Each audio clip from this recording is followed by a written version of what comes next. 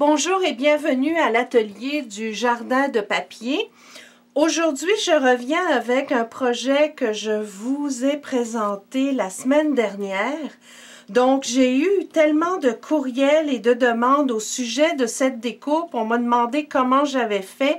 Donc, j'ai décidé de vous montrer tout simplement comment utiliser vos framelits et votre perforatrice étiquette festonnée pour réaliser ce genre de cadre que l'on peut placer sur une carte.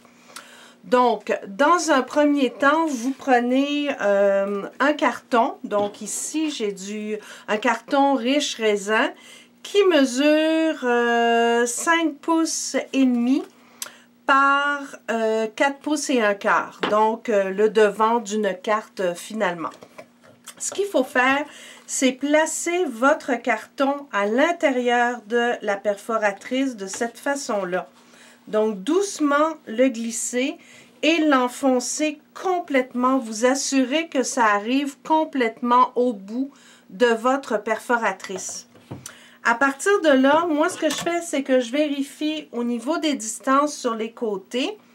Donc, pour ma distance ici, je garde environ 1 pouce de chaque côté de ma perforatrice pour m'assurer de bien centrer le tout et que ce soit plus facile par la suite au niveau du découpage avec mes framelits. Une fois que vous êtes bien centré, vous avez simplement besoin de perforer.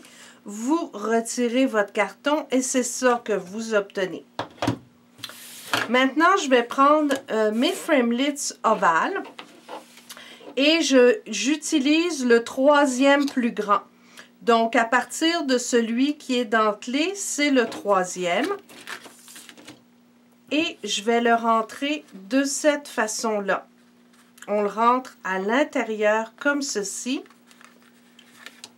Et vous le placez bien comme il faut pour que ce soit bien centré et que ce soit joli. Ce qui va se passer, c'est que votre framelit va découper le pourtour ici, mais cette partie-là ne sera pas coupée. Donc, c'est bien important de garder la partie sur le devant. À partir de là, vous prenez votre Big Shot que j'ai ici. Je vais la placer comme ça pour que vous puissiez voir. Je vais la placer, voyez-vous, je l'utilise beaucoup. C'est normal que les plaques d'acrylique s'usent de cette façon-là. En fait, en ce moment, pendant le mois de janvier 2015, j'offre un cours gratuit sur vidéo sur l'utilisation de la Big Shot. Donc, je donne énormément de cours et ça, c'est offert gratuitement pour chaque achat de 50 $, uniquement pendant le mois de janvier. Donc, c'est un des trucs que je donne et beaucoup d'autres pour utiliser votre Big Shot. Donc, vous placez votre framelit et votre carton de cette façon-là. Vous faites votre sandwich et vous allez le passer comme ceci. Jusqu'à date, c'est fort simple. Vous avez déjà terminé. Regardez-moi ça. Donc, ce qui se passe, c'est que le framelit a découpé votre étiquette avec l'étiquette perforée ici. Si vous avez des traces, la seule chose qui reste à faire, c'est de prendre un plioir et doucement de passer pour effacer les traces. Donc, pour que votre papier reste beau de cette façon-là. Mais quand vous allez former votre étiquette comme je l'avais fait la semaine dernière, voyez-vous, je l'avais gardé, ça vous permet d'avoir une très belle finition et c'est super original.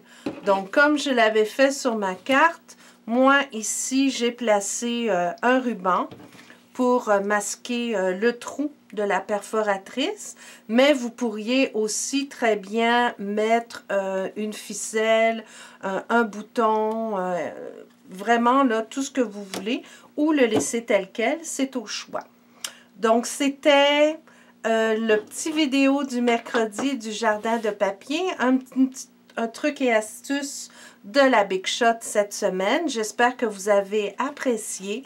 Donc, n'hésitez pas à visiter jardindepapier.com pour découvrir d'autres trucs, d'autres techniques, pour découvrir également tous les produits Stampin' Up. Si vous avez des questions, n'hésitez pas à me contacter. Ça me fera plaisir de vous aider et de vous conseiller sur tous vos achats. jardindepapier.com. Merci de votre visite et à très bientôt.